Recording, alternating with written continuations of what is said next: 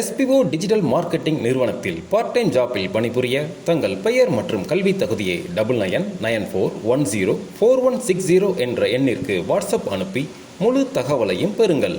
Skip பண்ணாதீங்க. பெரிய தப்பு. தினம் 300 ரூபாய் சம்பாதிக்க அரிய வாய்ப்பு. இன்ஸ்டாகிராம், Facebook பயன்படுத்த தெரிந்தால் போதும். Content post and content publishing மூலமா தினம் 300 ரூபாய் சம்பாதிக்கலாம். இந்த வேலை செய்ய 5 நிமிடம் போதும். Work training support, group communication support, all language customer live chat support, முக்கியமா சொந்தமா ஒரு பிசினஸ் ஸ்டார்ட் பண்ற அளவுக்கு உங்களால கற்றுக்கொள்ளவும் முடியும், சம்பாதிக்கவும் முடியும். இந்த வேலை வாய்ப்பு வழங்குவது 5 வருடத்திற்கு மேல ரன் ஆகிட்டு இருக்க நம்ம தமிழ்நாட்டு company school of business organisation private limited. மேலும் விவரங்களுக்கு டிஸ்கிரிப்ஷன்ல கொடுத்திருக்க நம்பருக்கு வாட்ஸ்அப் பண்ணுங்க. வணக்கம் ஃப்ரெண்ட்ஸ், இன்னைக்கு நாம இந்த வீடியோவில் பச்சரிசி குழிப்பணியாரம் எப்படி செய்யலாம் அப்படிங்கிற பற்றி பார்க்க போகிறோம். வாங்க வீடியோவில் போகலாம். ஃபஸ்ட்டு ஒரு டம்ளரில் பச்சரிசி அந்த மேல்மட்டம் வரைக்கும் அளவு தட்டி எடுத்துக்கணும். கரெக்டாக பார்த்துக்கிடுங்க, மட்டம் அளவுக்கு எடுத்துக்கணும். இதுக்கு மேலே உளுந்தம்பருப்பு குவியமாக வர மாதிரி, அந்த நம்ம மட்டமாக வச்சுருக்கோம் இல்லையா, அதுக்கு மேலே குவியமாக வர மாதிரி எடுத்துக்கணும். இதுதான் அளவு. இப்போ இதை நம்ம தண்ணியில் அலசி ஒரு 1 மணி நேரம் நம்ம இதை ஊற வச்சிடலாம்.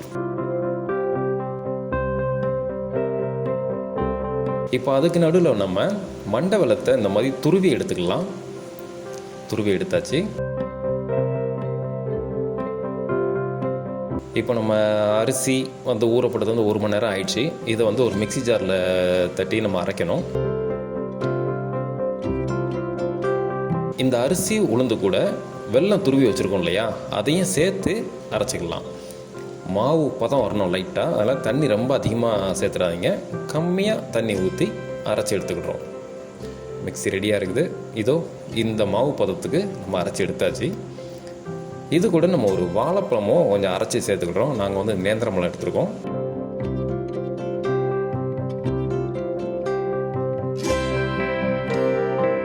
ஸோ இது எல்லாத்தையும் நல்லா கலக்கிக்கலாம்.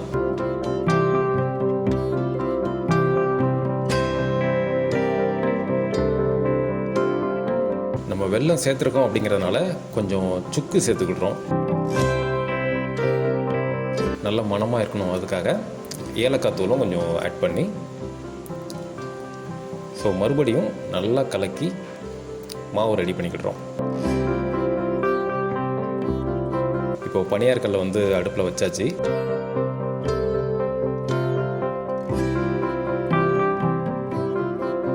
கல் சூடானதும் நம்ம நெய் ஊற்றிக்கலாம்.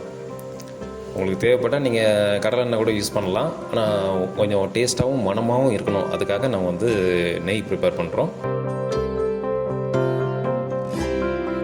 இப்போ ஒவ்வொரு கல்லாக கொஞ்சம் கொஞ்சமாக மாவு ஊற்றி சுட்டு எடுக்க வேண்டியதுதான். ரொம்ப மேலே வரைக்கும் ஊற்றாமல் கம்மியாக ஊற்றிக்கலாம்.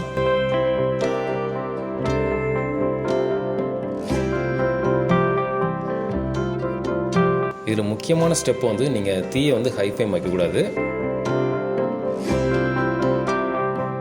நான் சிம் பண்ணி வச்சு நல்லா வேக வைங்க. ஃபஸ்ட்டு மிடில் உள்ளது வெந்துருச்சு, திருப்பி போட்டுக்கலாம். இதில் திருப்பி போட்டதுக்கப்புறம் நீங்கள் தேவைப்பட்டால் கொஞ்சம் இதுக்கப்புறமும் மேலே கொஞ்சம் நெய் விட்டுக்கலாம். இல்லை எங்களுக்கு ஃபஸ்ட்டு ஊற்றின நெய்யே போதும், ரொம்ப நெய் வேண்டாம் அப்படின்னா நீங்கள் அப்படியே வேக மட்டும் வச்சுக்கிட்டா போதும்.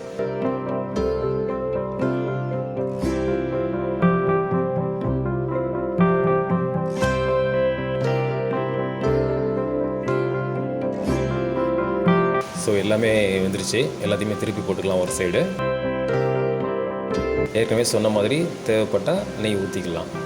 இப்போ வெந்ததுக்கப்புறம் எடுக்கிறோம். இப்போ நமக்கு சுவையான பச்சரிசி குழிப்பணியாரம் தயாராகிடுச்சு. இது எவ்வளோ சாஃப்ட்னஸாக இருக்குன்னு பாருங்கள். நம்ம ஆல்ரெடி இந்த உளுந்து போட்டு ஊற வைக்கிறதுனால நல்லா சாஃப்டாக இருக்கும், டேஸ்ட்டாகவும் இருக்கும். தேங்க்ஸ் ஃபார் வாட்சிங்.